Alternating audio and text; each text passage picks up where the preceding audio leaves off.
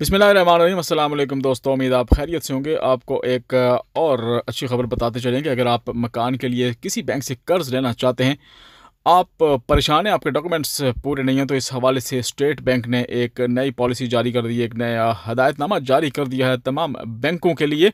ये हदायतनामा क्या है और इसमें कितनी आसानी पैदा की गई है, ये ख़बर हम आपसे शेयर करेंगे कुछ देर में।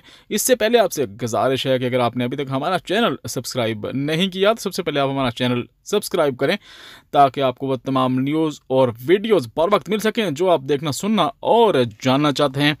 तो चलिए आपको बताते हैं कि स्टेट बैंक ने हाउसिंग कर्ज़ों के लिए रहन के मसले का हल फराहम कर दिया है। स्टेट बैंक ने हाउसिंग कर्ज़ों के लिए रहन के मसले का भी हल फराहम कर दिया। स्टेट बैंक ने ज़ेर तामीर मकानात की मलकियती दस्तावेज़ात मुकम्मल होने तक बैंकों को तीसरे फरीक की ज़मानत कबूल करने की इजाज़त दे दी है। इस सहूलत के बाद ऐसे रियायती मार्कअप की स्कीम के तहत हाउसिंग कर्जे हासिल करने के ख्वाहिशमंद ऐसे अफराद जिनके पास मलकियती दस्तावेज़ात नहीं हैं, किसी तीसरे फरीक की ज़ाती ज़मानत से भी कर्ज ले सकेंगे, तावक्ते के ज़मानती दस्तावेज़ात मुकम्मल ना हो जाएं। तो ये एक अच्छी खबर है कि अगर आपके पास अपनी दस्तावेज़ात नहीं हैं तो किसी की ज़मानत पे और किसी दूसरे की दस्तावेज़ात के ऊपर भी अब आपको कर्ज मिलेगा मकान की तामीर के लिए।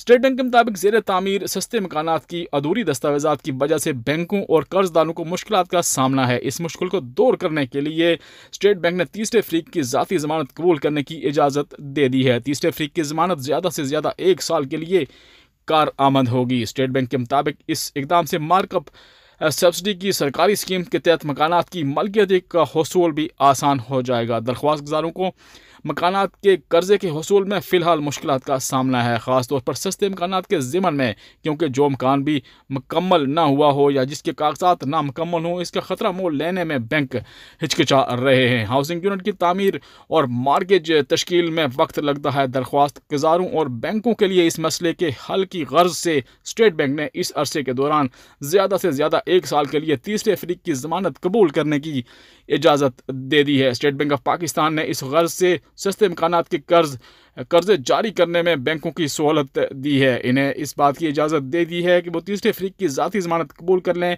जहाँ तक कि मकान की तामीर मुकम्मल हो जाए और मॉर्गेज मुकम्मल हो जाए। ये ज़मानत ज़्यादा से ज़्यादा 1 साल के लिए कारआमद होगी। इस इक़दाम से इन मुमकिन कर्ज गैरों और जो स्टेट बैंक की तरफ से 12 अक्टूबर 2020 को जारी करदा मार्कअप सब्सिडी की सरकारी स्कीम के तहत मकानाती कर्जा हासिल करना चाहते हैं, मकानाती मलकियत के हसूल में मदद मिलेगी। तीसरे फरीक की तरफ से ज़मानती कर्जे के इजरा से लेकर उस वक्त तक कारआमद होगी जब तक मकान मुकम्मल तामीर नहीं हो जाता और risk coverage Pakistan mortgage refinance company को हासिल हो जाएगा। तीसरे फरीक की ज़ाती ज़मानत की कबूलियत से सस्ते मकानात के कर्ज़ों के इजरा के सिलसिले में बैंकों को इजाफी इत्मीनान मुयसर आएगा, क्योंकि इस शोबे में कारोबारी इम्कानात पेश नज़र बैंक इसमें खासी दिलचस्पी रखते हैं। तो तवक्को है कि इस इक़दाम के बाद बैंक ये यकीनी बनाएंगे कि अपनी कोशिश तेज़ करेंगे कि जल्द से जल्द जो शख्स भी मकान तामीर करना चाहे, अगर उसके पास कागजात मुकम्मल नहीं हैं तो किसी तीसरे फरीक की ज़मानत पर उसे